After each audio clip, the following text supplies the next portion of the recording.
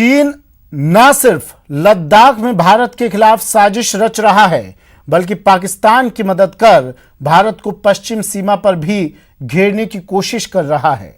और इसके लिए चीन पाक को न सिर्फ सामरिक रूप से मजबूत बना रहा है, बल्कि भारतीय सीमा से सटे रेगिस्तानी इलाकों में एयरबेस तैयार करने में पाक की मदद भी कर रहा है।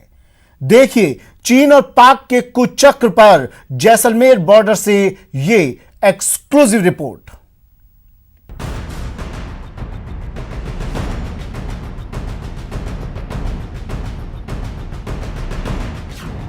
सीमा पर पाक और चीन का कुचक्र।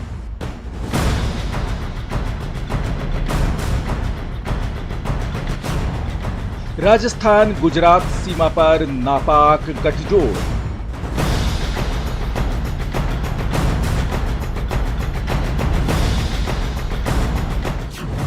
सीमा पर पाक चीन का एयरपोर्ट वाला जाल।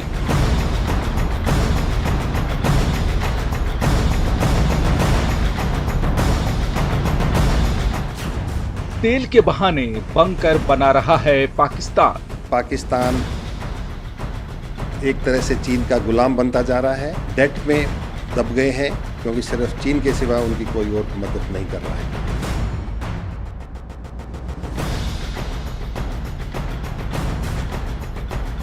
लद्दाख सीमा पर दगाबाजी करने वाला चीन भारत की पश्चिमी सीमा पर पाकिस्तान के साथ मिलकर खतरनाक कुचक्र रच रहा है। हालांकि चीन और पाक के इस गठजोड़ को कच्चे तेल की खोज के तौर पर दुनिया के सामने रखा जा रहा है। सवाल है कि भारत के लिए ये गठजोड़ क्यों चिंता का कारण बन सकता है। आपको बता दें कि राजस्थान की 1025 किलोमीटर की सीमा पाकिस्तान से जुड़ती है। इसके अलावा गुजरात का बड़ा हिस्सा भी पाक सीमा से जुड़ा है, जहां पाकिस्तान चीन की शह पर काम कर रहा है। जैसलमेर के घोटुरू सीमा से 25 किलोमीटर की दूरी पर कदनवाली के खेरपुर में चीन की मदद से पाकिस्तान एयरबेस तैयार कर चुका है। खेरपुर एयरबेस पर चीनी सैनिकों की मौजूदगी कुछ महीनों में बढ़ी है। पाकिस्तान ने इस एयरबेस पर मिग-21 के समकक्ष चीन से मिले J-7 फाइटर विमान, JF-17 फाइटर विमान और Y-8 रडार समेत कई अत्याधुनिक हथियारों को तैनात किया है। इसी तरह बाड़मेर में मुनाबाव सीमा के पार थारपारकर में भी चीन पाकिस्तान के लिए एयरपोर्ट बना रहा है। गुजरात की सीमा पर पाक मिट्टी इलाके में भी एक एयरपोर्ट तैयार कर रहा है। बीकानेर से लेकर गुजरात की सीमा पर पाकिस्तान को पक्के बंकर बनाने में भी चीन मदद कर रहा है। रेत के टीलों में पक्के बंकर का निर्माण पाकिस्तान की बड़ी साजिश की ओर इशारा करते हैं। राजस्थान से लगती सीमा के करीब 350 से ज्यादा बंकर चीन की मदद से पाकिस्तान तैयार कर चुका है।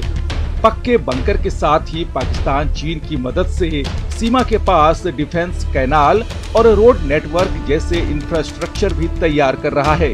गठौरी के अपोजिट जो खेरपुरा में एक ऐसी खबर आई है कि 25 किलोमीटर पाकिस्तानी सीमा के अंदर चाइनीज सेना उनको एयरपोर्ट बनाने में मदद कर रही है।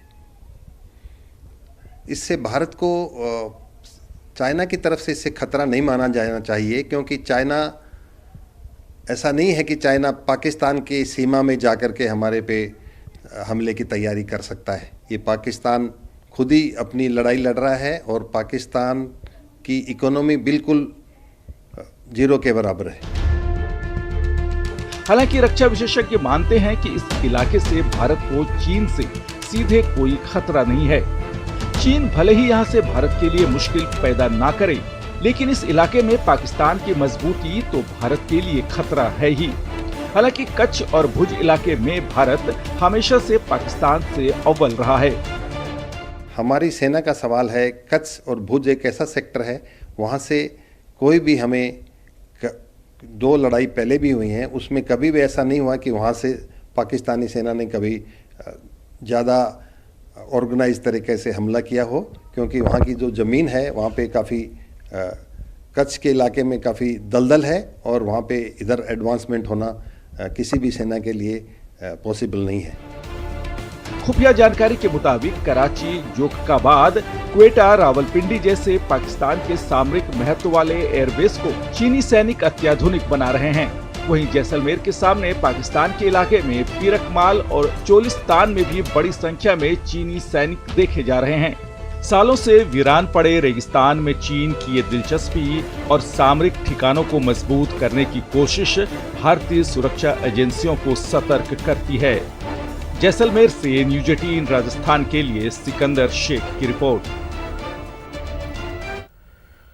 रेगिस्तान में चीन की साजिश देखी, लेकिन बर्फीली पहाड़ियों के बीच लद्दाख में चीन की साजिश पहले ही बेपर्दा हो चुकी है। कठिन हालात वाली एलएसी पर हालात निगरानी के लिए भी मुश्किल है। नदी और खून जमा देने वाली सर्दी हर वक्त मुश्किल पैदा करती है, लेकिन बेहद मुश्किल हालात से लड़ते हुए चीन को मुंहतोड़ जवाब देने के लिए भारत के जवान तैयार हैं। चीन की सेना की हर हरकत पर भारत की पैनी नजर है।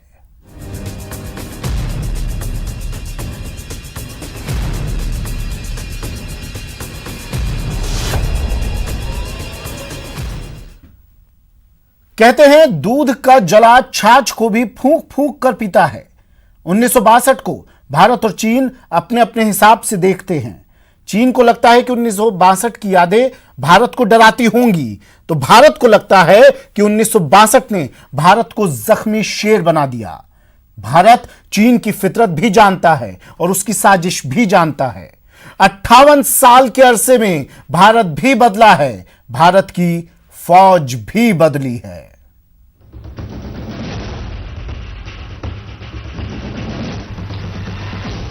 दरअसल भारतीय खुफिया एजेंसियों को इस बात का आभास पहले ही हो चुका था कि चीन तिब्बत के रास्ते भारत में घुसपैठ कर सकता है।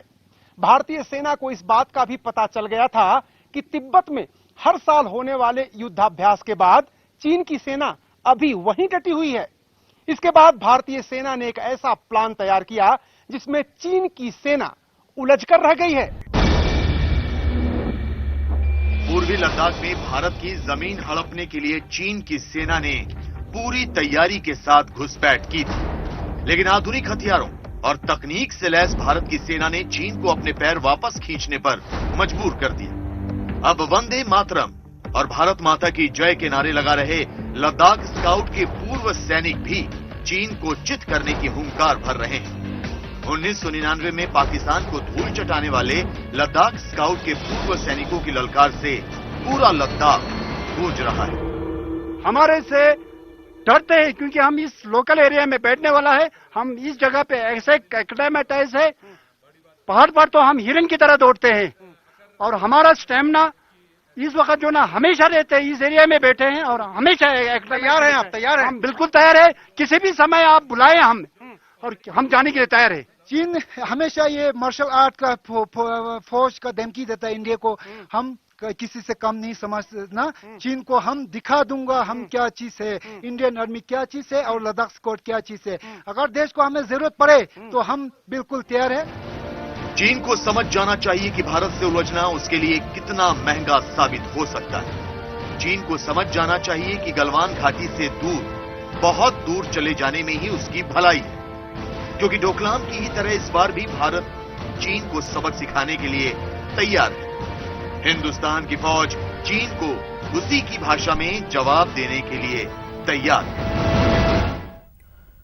चीन सीमा विवाद को लेकर न्यूज 18 पर पूर्व सैनिकों ने जज्बा दिखाया। कहा, सीमा पर हम जाने को तैयार हैं। पूर्व सैनिकों ने कहा कि चीन को ऐसा सबक सिखाएंगे कि चीन जिंदगी भर याद रखेगा। लद्दाख स्काउट के पूर्व सैनिकों की ये ललकार देखिए।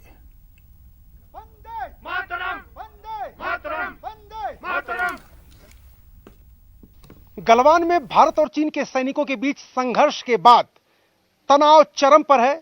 इस वक्त मैं लद्दाख में हूं और लद्दाख स्काउट्स जो इंडियन आर्मी की ही एक बटालियन है, लद्दाख स्काउट के जो रिटायर्ड जवान हैं वो तैयार हैं चीन से दो दो हाथ करने के लिए।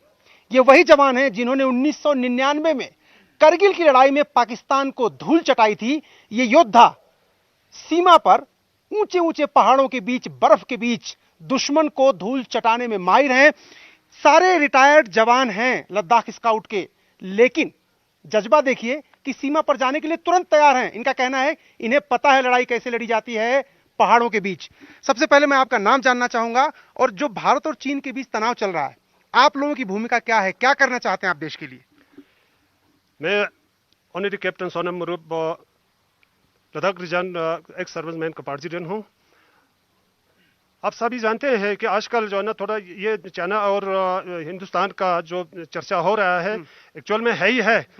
हम ये कहना चाहता हूँ कि उनका एक्टिविटीज को देख के हमारे इंडियन आर्मी भी अलर्ट होने चाहिए, साथ ही साथ हमारा जो लद्दाख स्काउट का एक सर्विसमैन है वो भी अलर्ट है। किसी भी टाइम पर किसी भी समय में जरूरत पड़े हम उनको खदेड़ने के लिए तैयार हूँ। और हम ये कहना चाहता हूँ कि जहाँ भी हमारा जो गलवान में जैसे जो हादसा हुआ था वो चाइनीज ने जो ना धोखाबाजी के साथ हुआ है, हम ये मानना चाहिए कि इसको जो ना हार नहीं मानना चाहिए। धोखाबाजी से हमारा जो शहीद हुआ है उसके लिए हमारा जो जवान है वो पूरा मॉरल अप के साथ अभी भी उनके साथ खदेड़ रहा है, खदेड़ने के लिए तैयार है। अब बताइए 1999 की जो करगिल की जंग हुई थी उसमें आप लोगों ने पाकिस्तान को धूल चटाया था। इस बार क्या किस जोश के साथ आप लोग सीमा पर जाने के लिए तैयार हैं?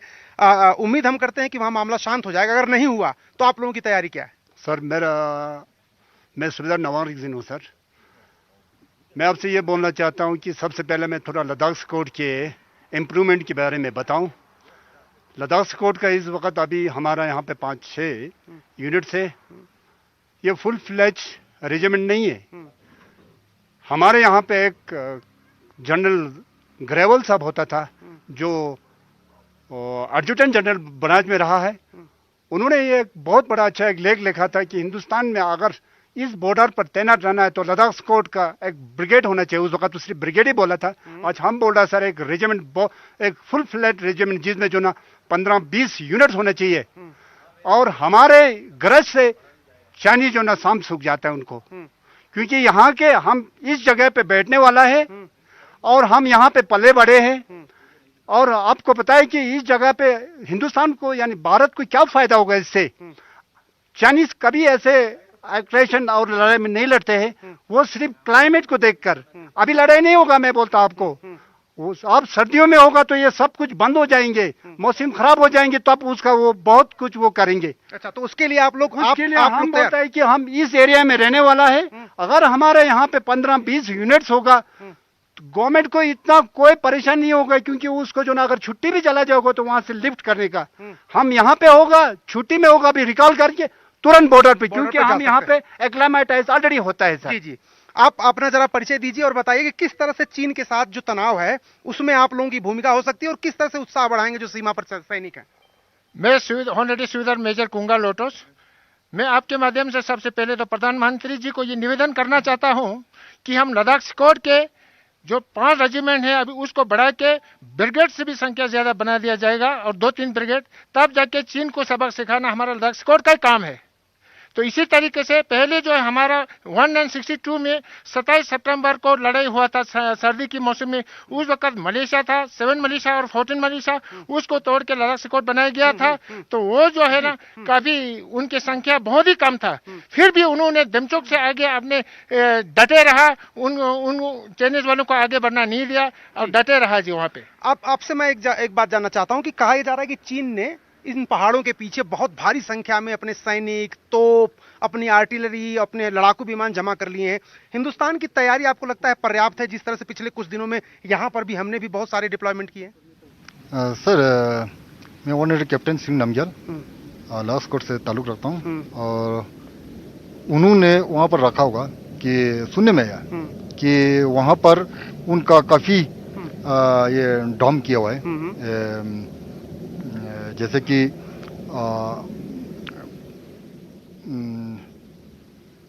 टैंक वगैरह लाया हुआ है। और उसी तरह हमारे यहाँ पर इन्फेंट्री पूरा तैनात है पूरा यहाँ पर। और लद्दाख स्क्वाड को मेन लद्दाख स्क्वाड को टास्क मिलना चाहिए। अच्छा, लद्दाख स्काउट को आपका कहना है कि सीमा पर वहां पर जाने की अनुमति देनी चाहिए? अच्छा, एक मैं आपसे सवाल पूछना चाहता हूँ, जब करगिल का युद्ध हुआ था आप लोगों ने कैसे उसमें पाकिस्तान को हराया? सर मेरा नाम रफाल नमग्याल। तो सबसे पहले आप न्यूज़ 18 को हम जुले कहता हूँ। करगिल के जो लड़ाई में जो है ना, हम अकेला लद्दाख स्क्वाड छोड़ के हमारा यहाँ पे सिविलियन में सारों ने बहुत काफ़ी मदद किया। अब लोगों को जो आजकल मोदी गवर्नमेंट वोकल पे लोकल जो लॉन्च कर रहे हैं, तो ये तो पहले 99 के टाइम पर हमारा यहाँ पे जो लोकल ने जो आर्मी को यहाँ पे यहाँ का लोकल फूड सप्लाई किया, बहुत कुछ। मतलब आप लोग वहां में जब 99 की लड़ाई में लड़े थे ना सर, हम बिल्कुल 99 की लड़ाई में शरीक हुए थे।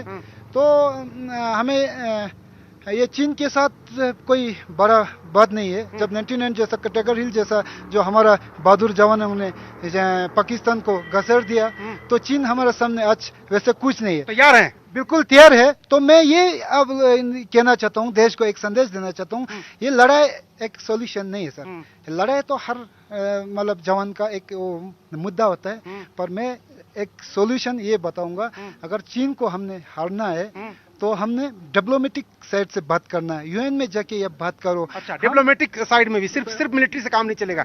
आप क्या कहेंगे? आप जो है किस तरह से चीन को यहाँ पर, चीन धोखेबाज है, कहता कुछ है करता कुछ है, चीन के साथ कैसे हमको स्ट्रेटेजिकल कैसे डील करना चाहिए? सर, मैं इसमें ये कहना चाहता हूँ, मैं वैसे भी 89 जनवरी का मैं भर्ती हूँ। मेरा नाम है सुबेदार मेजर ऑनर कैप्टन श्री आंचुक, सेना मेडल हूँ।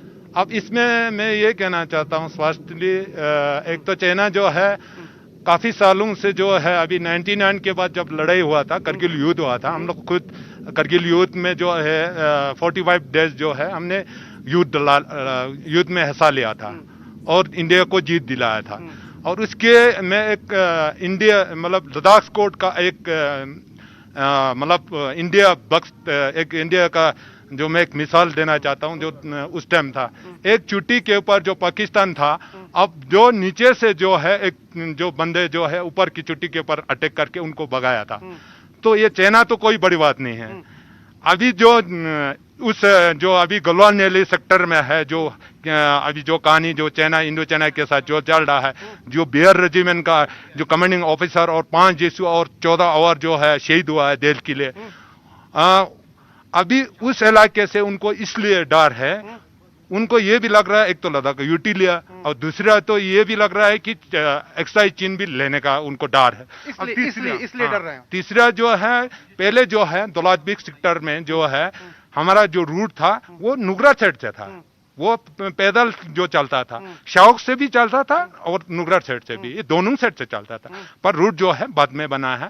तो अभी ये रूट बनने लगा, उसको डर लगने लगा। सड़क से डर है, उनको डर है कि अक्साई चीन पर कहीं हिंदुस्तान वापस न ले ले, तो इसलिए। तो ये देखिए, लद्दाख स्काउट के जो रिटायर्ड जवान हैं वो कह रहे हैं कि हम यहाँ के पले बढ़े हैं, हमने युद्ध लड़े हैं, हम पाकिस्तान को धूल चटा चुके हैं, और चीन अगर अपनी हरकतों से बाज नहीं आया तो ये सारे रिटायर्ड सैनिक सीमा पर जाकर चीन को मुंहतोड़ जवाब देने के लिए तैयार हैं। कैमरामैन जयपाल सिंह रावत के साथ अरुण सिंह, न्यूज़ 18 इंडिया, लद्दाख।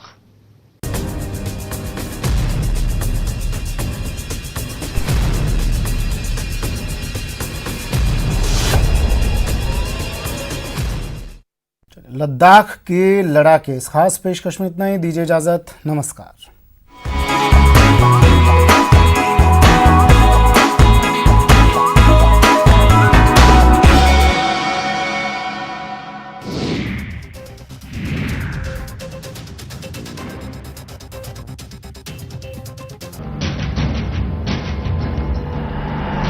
भारत को कमजोर समझने की गलती कर बैठा चीन। गलवान में घमासान करने के लिए चीन एक लंबी चौड़ी साजिश रच रहा था, लेकिन भारत के जाबाज जवानों ने उसकी साजिश को धूल में मिला दिया, क्योंकि चीन की चाल का भारत को पहले ही शक हो गया था, इसलिए उससे निपटने की तैयारी पूरी थी। चीन के धोखे के इतिहास को देखते हुए भारत ने चीन की गलवान साजिश से पहले उससे निपटने के सारे बंदोबस्त कर लिए थे, जिसका नतीजा ये हुआ कि चीन को मुंह की खानी पड़ी। इसके बाद चीन की हर उस चाल पर देश की पैनी नजर है। यही नहीं, हर उस इलाके पर चौकसी बढ़ा दी गई है जहां चीन धोखे से हमला कर सकता है। चीन की चाल से निपटने के लिए भारत और अमेरिका का गठजोड़ काफी अहम भूमिका निभा रहा है। एलएसी पर चीन की साजिशों और धोखे की वारदात में जिस तरह से तेजी आई है, उसके बाद भारत भी पूरी तरह से मुस्तैद है।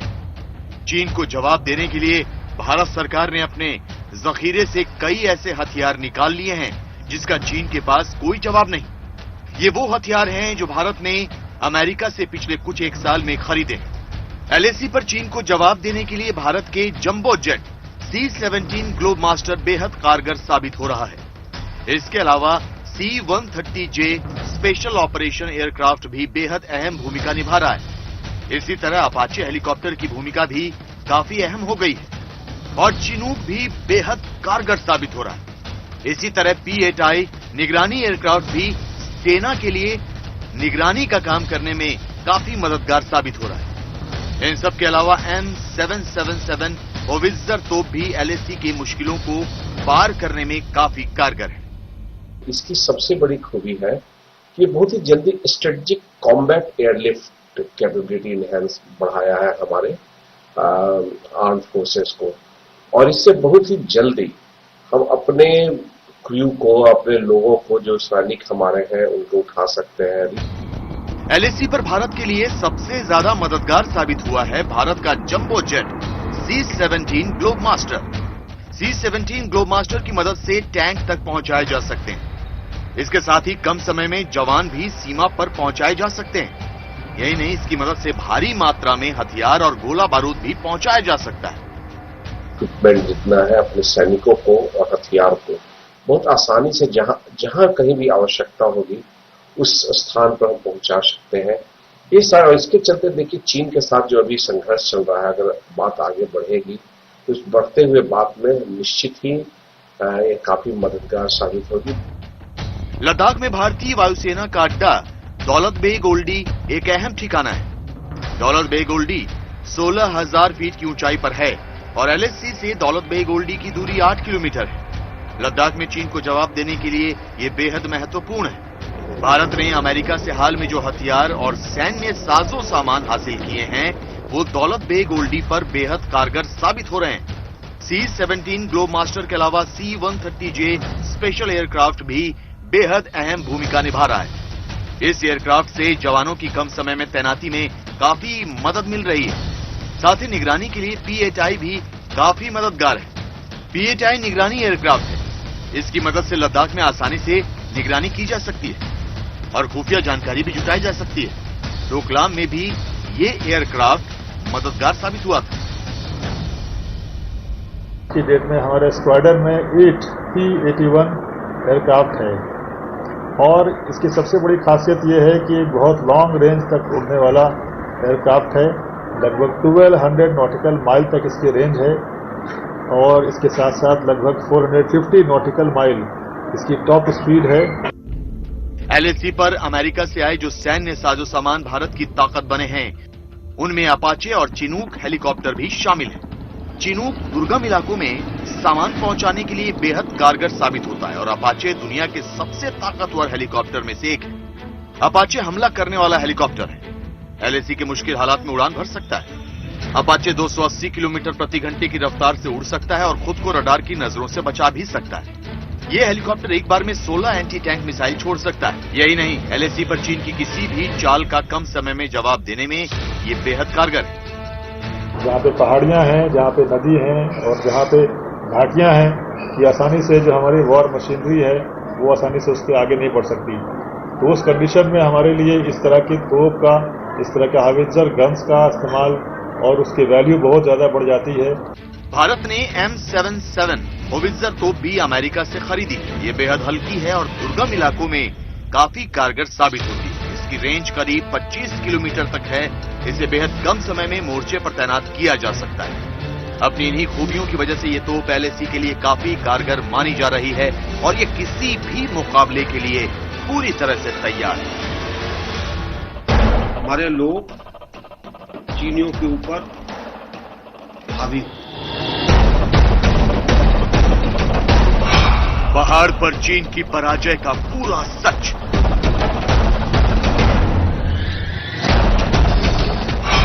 गलवान में कैसे नाकाम हुई चीन की जंग।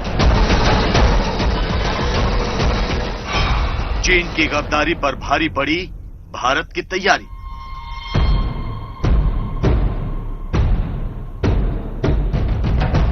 गलवान घाटी में चीन और भारत के बीच तनाव अब भी जारी है। भारत एलएसी पर चीन की हर हलचल पर पैनी नजर बनाए हुए है। आसमान से लेकर जमीन तक धोखेबाज चीन को सबक सिखाने के लिए भारत की सेना तैयार है। चीन से लगती सीमा पर चौकसी बढ़ा दी गई है। हिंदुस्तान की कूटनीति और रणनीति से शी जिनपिंग की फौज बहुत हद तक बैकफुट पर आ गई है। लेकिन अपनी ताकत के दम पर इतराने वाला चीन ऐसे ही काबू में नहीं आया। जिस गलवान घाटी पर कब्जे की नीयत से चीन दबे पांव आया था, वहां से उल्टे पांव ऐसे ही नहीं भागा, बल्कि इसके पीछे था सेना का वो ब्लूप्रिंट जो चीन को ध्यान में रखते हुए बहुत पहले ही तैयार कर लिया गया था। दरअसल भारतीय खुफिया एजेंसियों को इस बात का आभास पहले ही हो चुका था कि चीन तिब्बत के रास्ते भारत में घुसपैठ कर सकता है।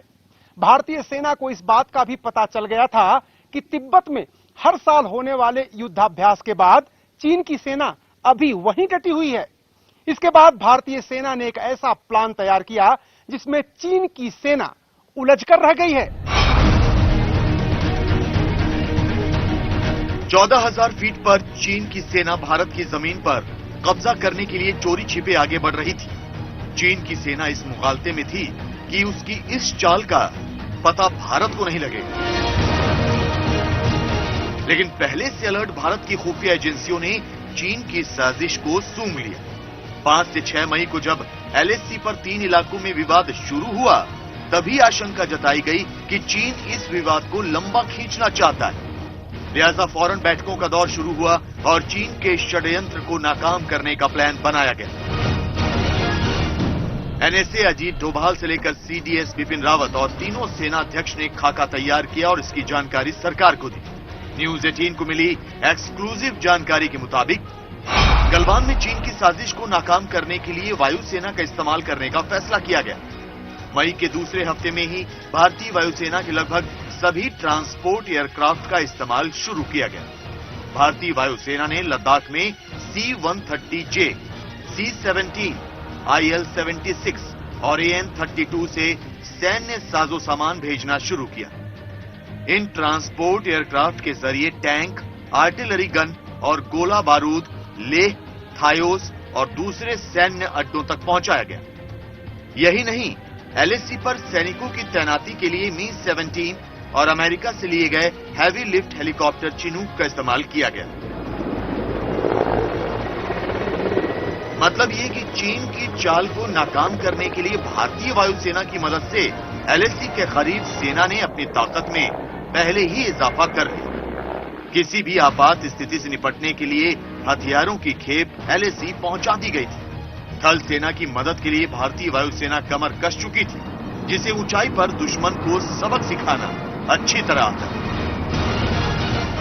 फोर्सेस, सारा इक्विपमेंट, सारी एमुनेशन, सपोर्ट, लॉजिस्टिक्स, सब कुछ जमीनों से उठाकर एकदम हाई ऑल्टीट्यूड इलाके में, वो भी रिक्वायर्ड जगह पर उसको भेजना, अपने आप में लगाना, ये बहुत बड़ा काम होता है। इसके लिए बहुत बड़ी प्लानिंग की जरूरत पड़ती है। इसके लिए दिन और रात एयरफोर्स काम करती है, उसके पायलट्स काम करते हैं, उसके जो लॉजिस्टिक स्टाफ हैं वो काम करते हैं।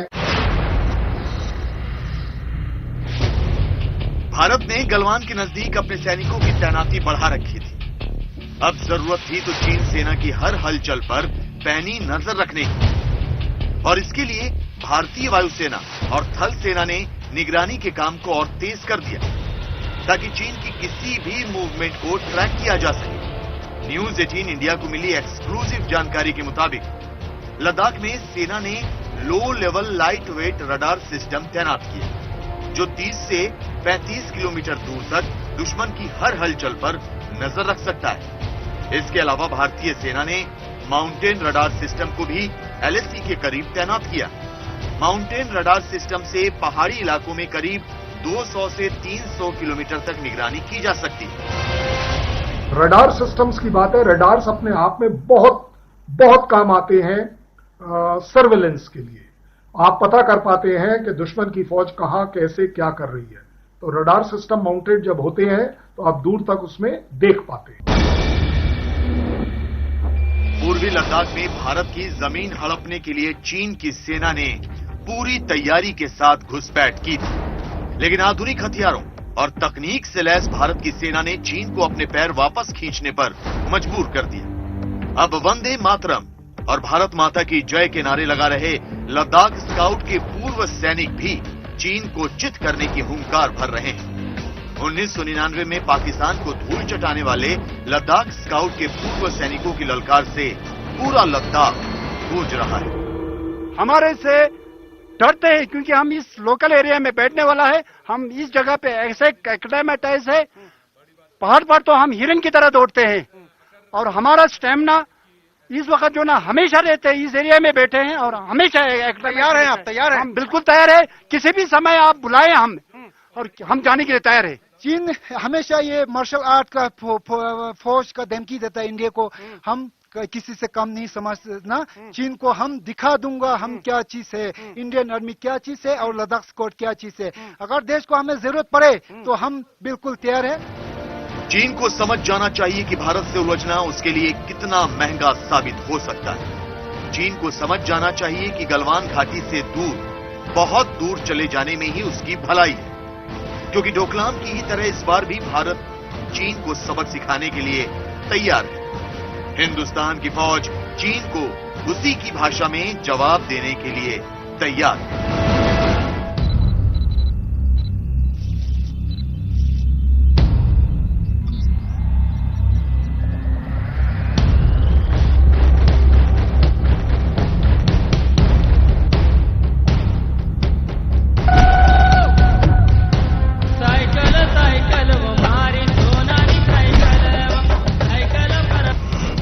पहले सेना ने चीन को सिखाया सबक,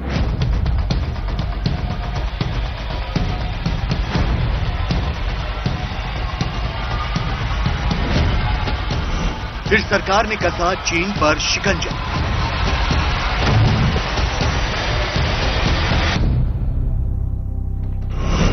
चौतरफा घिरे चीन पर हुआ एक और वार।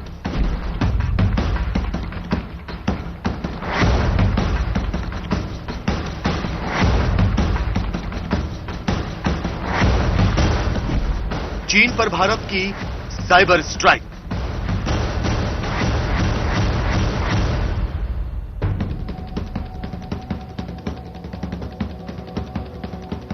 चालबाज चीन दूसरे देशों की जमीन पर ही बुरी नजर नहीं रखता, बल्कि वो दूसरे देशों के नागरिकों की गोपनीय जानकारियां चुराने में भी लगा रहता है। चीन की इस हरकत के बारे में पूरी दुनिया को पता है, लेकिन भारत ने उसे इसका माकूल जवाब दे दिया है। देश की सुरक्षा और नागरिकों की निजता का ख्याल रखते हुए केंद्र सरकार ने 59 मोबाइल ऐप पर पाबंदी लगा दी है। इनमें से हर मोबाइल ऐप का किसी न किसी तरीके से रिश्ता चीन के साथ जरूर है। इनमें से कुछ तो चीन में ही बने हैं, जबकि कुछ ऐप का मालिकाना हक चीनी कंपनियों के पास है। सरकार ने जिन 59 ऐप को प्रतिबंधित किया है, उनमें बहुत से ऐसे ऐप हैं जिनके यूजर्स की संख्या करोड़ों में है।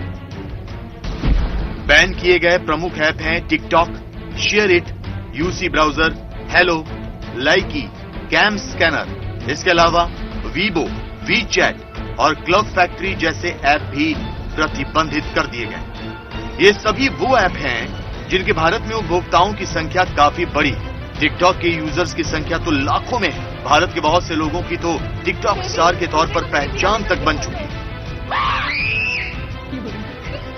लेकिन वो भी सरकार के फैसले से खुश है। I stand by my country. और ये जो इंडिया और चाइना के बीच में चल रहा है, चाइना इंडिया को अटैक कर रहा है और इंडिया में चाइना के इतने एप्लीकेशंस और प्रोडक्ट्स हैं, तो हम लोग एक जन नहीं यूज करेगा। लाइक बीच में ऐसा होता है लाइक पीपल वो बॉयकॉटिंग चाइनीज प्रोडक्ट्स और नहीं यूज करे, तो एक दो जन करने से फर्क पड़ता है। बट ये सब चीजों को जड़ से निकालना बहुत जरूरी था और ये हमारे गवर्नमेंट के हाथ में था, तो हमारे गवर्नमेंट ने इसको बैन करके बहुत ही अच्छा स्टेप लिया है। टिकटॉक स्टार के साथ साथ आम लोग भी सरकार के इस फैसले के साथ खड़े हैं। बहुत सी जगहों पर तो लोगों ने सरकार का फैसला आते ही जश्न तक मनाना शुरू कर दिया।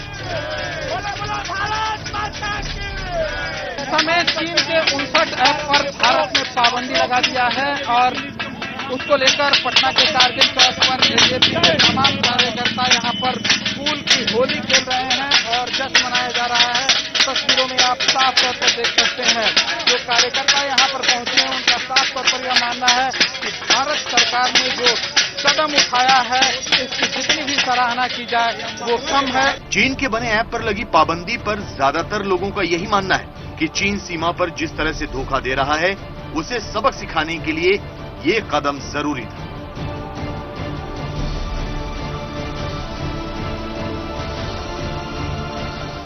होना तो चाहिए, जरूरी है, ताकि मतलब उनको भी थोड़ा सा पता तो लगना चाहिए ना कि अगर इकोनॉमिक फैक्टर से लिहाज से देखा जरूरी है। हमारी गवर्नमेंट ने अगर कोई डिसीजन लिया है तो बहुत अच्छा लिया है। ये बहुत पहले लेना चाहिए था, जब चाइना इतने अटैक्स कर चुका है। उसके बाद एक स्ट्रॉन्ग डिसीजन लेने वाला इंसान है हमारी गवर्नमेंट में जिसने ये डिसीजन लिया। अमित शाह और मोदी जी ने बहुत अच्छा काम करा है ये बैन करके। जो भी फैसला लिया है मोदी ने वो एकदम सही है, कुछ गलत नहीं है। चाइना के जितने भी ऐप है, मोबाइल हैं, सब बंद कर दो लेना, तो एक्चुअली उनको इनकम नहीं जाएगी तो वो लोग भी गरीबी होंगे ना धीरे धीरे। इंडिया जो है अपने खुद के ऊपर इंडिपेंडेंट रहेगी तो ज्यादा बेस्ट रहेगा। सुरक्षा और निजता का ख्याल रखते हुए सरकार ने जो कदम उठाया उससे आम लोग तो खुश हैं ही, कारोबार से जुड़े लोग भी सरकार के इस फैसले के साथ खड़े। भारत सरकार द्वारा अभी 59 चाइनीज ऐप को जो प्रतिबंध लगाया है, confederation of all India traders Bharat सरकार का और प्रधानमंत्री श्री मोदी का बहुत आभार व्यक्त करता है। हमारा जो चीनी वस्तुओं के बहिष्कार का कैंपेन है उसके लिए सरकार की ओर से बहुत बड़ा समर्थन है। सरकार ने चीन के बने ऐप पर पाबंदी लगाने का फैसला भले ही गलवान में हुई झड़प के 15 दिन बाद लिया, लेकिन आम लोगों ने चीन के बने ऐप का बहिष्कार काफी पहले शुरू कर दिया था, जिसका सबूत हैं ये आंकड़े। मई 2020 में भारत में टिकटॉक के यूजर्स की संख्या में 38% की गिरावट हुई, जबकि बीगो लाइव के 24% उपभोक्ता कम हो गए। चीन के ऐप हेलो के 38% उपभोक्ताओं में कमी आई। इसी तरह लाइकी के 40% उपभोक्ता घट गए। सरकार ने चीन के बने जिन ऐप पर पाबंदी लगाई थी वो सभी भारत के नागरिकों की निजी जानकारियां चुरा रहे थे। साइबर एक्सपर्ट्स का भी मानना है कि ये एक जरूरी कदम था। अब ये ब्लॉकिंग या बैनिंग इसलिए हुआ है क्योंकि ये ऐप्स कहीं ना कहीं भारत की प्रभुता, अखंडता या सुरक्षा को नकारात्मक रूप से प्रभावित करते हैं। देखिए, करोड़ों भारतवासी हैं जो इस तरह के ऐप्स का इस्तेमाल करते हैं और बिना सोचे समझे इन ऐप्स को परमिशंस देते हैं। ये ऐप्स अन्य इंटरनेशनल ऐप्स की तुलना में आपसे ज्यादा परमिशंस मांगती हैं। सरकार ने फिलहाल 59 ऐप पर ही पाबंदी की लिस्ट जारी की है, लेकिन ये अभी शुरुआत है, क्योंकि इसे लेकर सरकार की एक बड़ी योजना है जिसके तहत देश हित में आने वाले समय में और भी ऐप प्रतिबंधित किए जा सकते हैं। सरकार टेलीग्राफ एक्ट के तहत कार्रवाई करेगी। इसके बाद सर्विस प्रोवाइडर प्रतिबंधित ऐप का डेटा रोक देंगे, जिससे पुराने उपभोक्ताओं को नए वीडियो नहीं दिखेंगे। गूगल और एप्पल ने सरकार के आदेश के बाद ही प्रतिबंधित ऐप हटा दिया है। चीन ने अपने देश में इसी तरह गूगल और फेसबुक को बंद किया था। इसका राजनीतिक लाभ है वो तभी तक मिलेगा जब आगे जो चाइना एक्शन करने वाला है, जो अपना स्ट्रैटेजिक मूव करने वाला है, वो रेगुलेट किया जाए, कंट्रोल किया जाए। देखते हैं इसका दूरगामी परिणाम जरूर निकलेंगे, क्योंकि ये बहुत बड़ा डेंट होगा चाइना पर और इसके लिए बहुत गट्स चाहिए थे। ये एक बिना स्ट्रांग राजनीतिक लीडरशिप के संभव नहीं था। सरकार ने ऐप को प्रतिबंधित किए जाने के मामले को देखने के लिए एक समिति भी बनाई है। जिन ऐप पर पाबंदी लगाई गई है वो इस समिति के सामने अपनी बात रख सकते हैं। भारत में टिकटॉक कंपनी की मुखिया ने इस बारे में एक सफाई भी जारी की है। टिकटॉक हर भारतीय कानून का पूरी तरह से पालन करता है। टिकटॉक भारतीय उपयोगकर्ता से जुड़ी कोई जानकारी चीन समेत किसी विदेशी सरकार से साझा नहीं करता।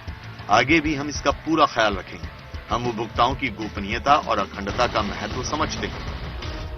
टिकटॉक और चीन के दूसरे ऐप के पाबंदी लगने पर मार्केट में उस जैसे दूसरे ऐप का लोगों ने इस्तेमाल भी शुरू कर दिया है। टिकटॉक जैसी खूबियों वाला ही एक ऐप है शेयरचैट, जिसे अब लोग काफी पसंद कर रहे हैं।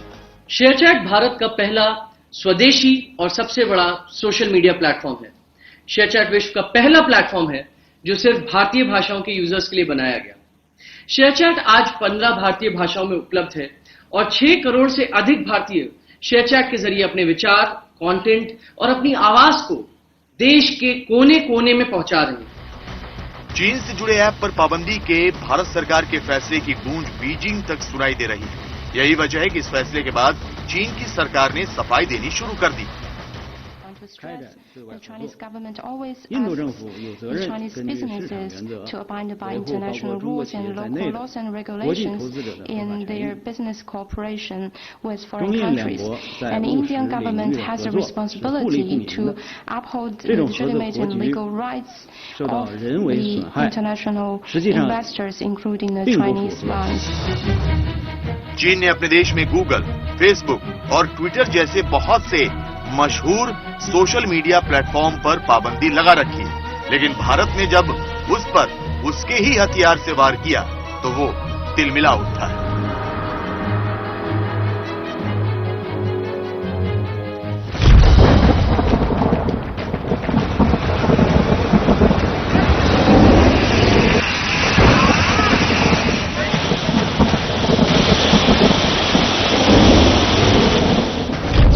चीन में जल प्रलय की दस्तक से सनसनी।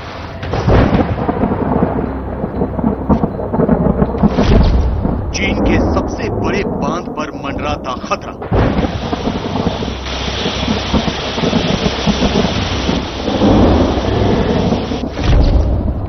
सैलाब में घिरे चीन के 10 शहर लेंगे जल समाधि।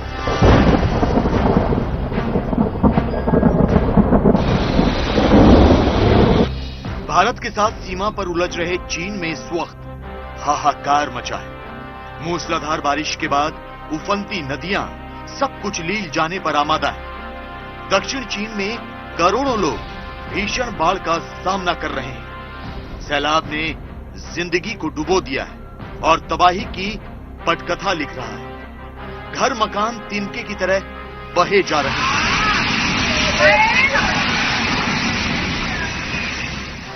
नदियों पर बने पुल धराशायी हो रहे हैं। सड़कें सैलाब में समा चुकी हैं। गाड़ियां पानी में तैर रही हैं, तो तेज रफ्तार से बहते पानी का बढ़ता शोर सिहरन पैदा कर रहा है।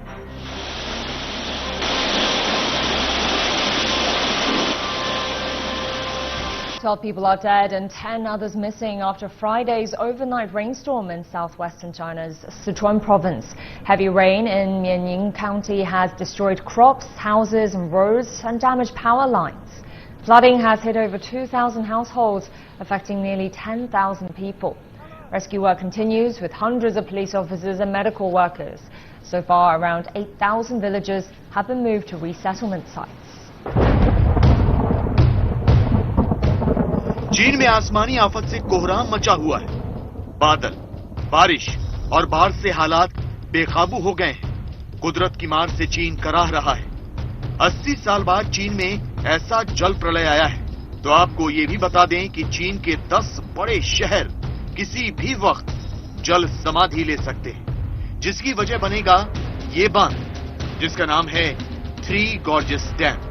चीन के जल वैज्ञानिकों ने एक चेतावनी जारी करते हुए कहा है कि यांगत्से नदी पर बना ये बांध कभी भी टूट सकता है।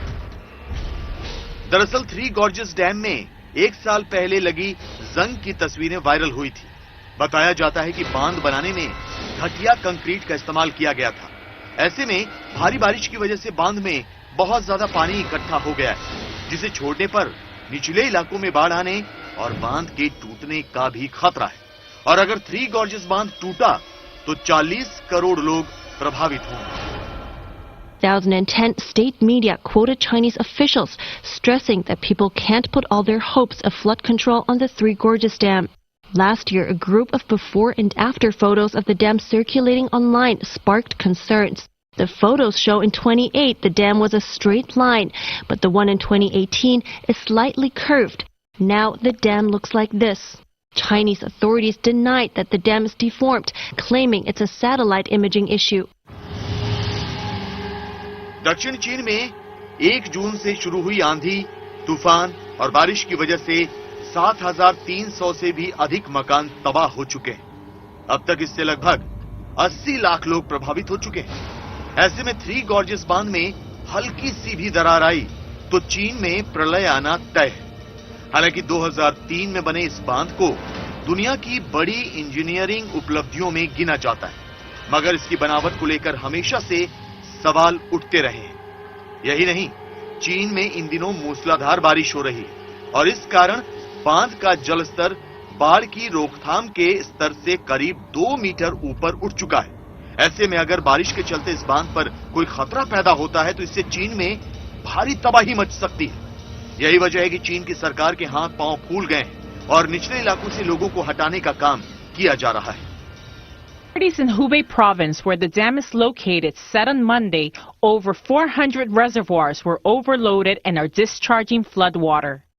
The report didn't specify whether the Three Gorges Dam is one of them. No reports in local media could be found saying if the dam has discharged flood water. The Three Gorges Dam is built on China's Yangtze River and located in the central Hubei province. Chinese authorities see the dam as a political feat, while critics argue it is of poor quality and is at risk of collapse with the ongoing downpour.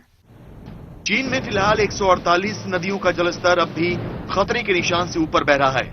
ऐसे में चीन सरकार की मुश्किलें बढ़नी तय है। लिहाजा चीन के 10 राज्यों और शहरों में अलर्ट जारी किया गया है। इनमें प्रमुख हैं गुआंझाओ, हुनान, हुबेई, जियांगशी, झिंजियांग, शंघाई और गुआंगशी।